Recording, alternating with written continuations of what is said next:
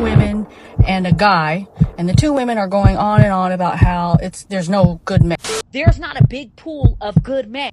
Like, there's not a lot of good men around. And he's going off on them, saying there's good men everywhere. There's good men at the gas station. They're walking past you down the street. They're getting on elevators. They're at work. They're everywhere. Where the good men at? Like, they hiding under a rock or in a cave. They everywhere. They at the gas station. They at Costco. They at Equinox. They at the bank. They walking right past you. And he said something that just really smacked him upside the head. And he was like, but the honest truth is they're not looking for you. Listen, there's not a lot of good men who want y'all. I'm clapping for myself. And I was like, damn, you know what? I agree with him. The reason why good guys aren't looking for women like that is because men don't want to deal with a woman where it's got to be a constant battle of him having to prove himself that he's a good man. And you don't show up on their radar because of the way you are.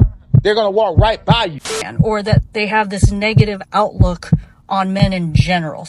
Everybody's pretty. That's a prerequisite. So if that's all you got to offer, we're not looking at you. Damn.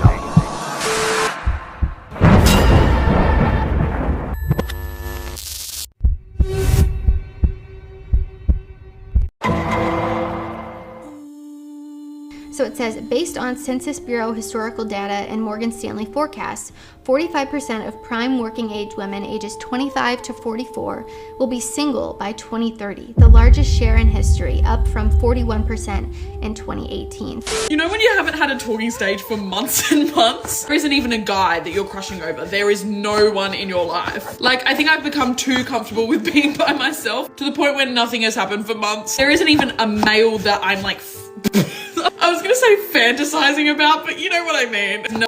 For those ladies out there who decided to stop dating, you don't have time to date, you're celibate, you're abstinent or whatever, and people give you a hard time, just tell them, listen, I am no longer willing to play these games, these dating games, these reindeer games that a lot of y'all are still willing to play.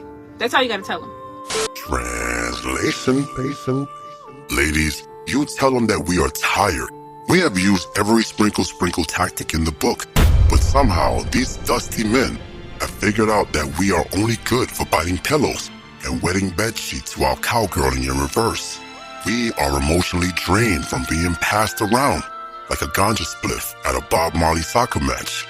We are emotionally dead inside because too many men have used us for a good time, not a long time. In response, we will now take our tenderloin, which has the approximate sexual marketplace blue book value of a 1992 Subaru Legacy, and become celibate or abstinent. Our expired milkshake will bring the boys to the yard, or at least the neighborhood feral cat. And for those of you who are gonna say, oh, you're choosing boys and not men, or you need to choose better or whatever, I'm gonna tell you, you have to play games with 100% of every man on the planet. You're playing games, whether you want to believe that or not, whether you want to realize that or not, whether you see it or not. You're playing games with men. You have to. You absolutely, if you want to get things out of men, whatever you're trying to get from them, you have to play this game. And some of us just don't have time for it, right? Translation. We have to play games even though it's clear that it doesn't work. Yes, I know what you're thinking. Maybe these men that use us for fun do so because at some point they figure out that we are playing games. This makes them not trust us and only value us for sex. Well, that's just reason and logic infecting your brain. Ignore those types of thoughts at all costs and focus on your feelings. Yes, I know men have discovered DNA, protons, electrons, and the number 0. But they are too dumb to figure out when a woman is not genuine and is playing games. The man I want, who is CEO of BlackRock and State Street, is not smart enough to detect the dating games I learned on TikTok and Instagram from that sprinkle lady. You care about how this man sees you, you're going to move a certain way. You know that this man doesn't want you to dress this way, or he wants a woman that's respectful and carries herself that way, and he wants a woman that wears her hair this way, and blah, blah. And you feed into all of that because you're hoping to be picked because you're a pick-me. Translation. You trying to impress your future boyfriend or husband makes you a pick-me. You caring about how your potential husband perceives you makes you a pick-me. It's clear that as an independent woman, I'm way happier driving a truck and drinking 7-Eleven Slurpees and Vivarin caffeine pills than being a submissive housewife that is actively at home raising my kids and building a home for my future family. Reveals that women tend to be happier when they are single. Data analysts at mgtow say about 60% of women are happy with their status of single. Meanwhile, so I've been single since 2017. I don't want to be single. I'm on a dating app, Hinge. I know you've heard of it. Yeah, so every once in a while, I'll just delete it and think, I'm good. I don't need anybody.